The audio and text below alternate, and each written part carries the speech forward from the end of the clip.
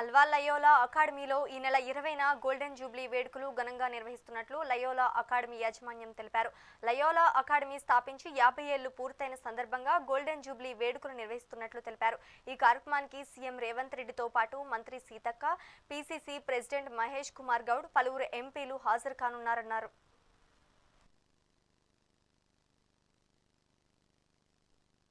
మా పూర్వ విద్యార్థులు వాళ్ళ యొక్క ప్రేరణ స్ఫూర్తితో అప్పటి ముఖ్యమంత్రి జలగం వెంగళరావు గారి యొక్క ఆహ్వానం మేరకు లోయలా అకాడమీ సొసైటీ ఇక్కడ సాంకేతిక విద్యను డిగ్రీ రూపంలో మన తెలంగాణ ప్రజలకు అందించడానికి మరీ ముఖ్యంగా గ్రామీణ ప్రాంత యువతకు చేయూతనివ్వడానికి, వారికి ఉద్యోగ భరోసానివ్వటానికి ఈ యొక్క వ్యవస్థ, ఈ యొక్క కాలేజీ ఏర్పాటు చేయబడింది.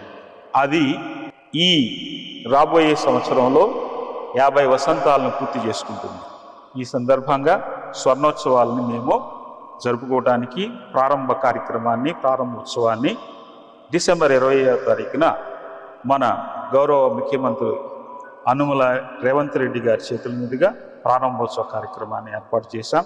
వారు ముఖ్య అతిథిగా వస్తున్నారు. వారితో పాటు సీతక్క గారు, తరువాత వేం నరేందర్ రెడ్డి గారు, కేశవరావు గారు, పిసిసి ప్రెసిడెంట్ మన మహేష్ కుమార్ గౌడ్ గారు, మన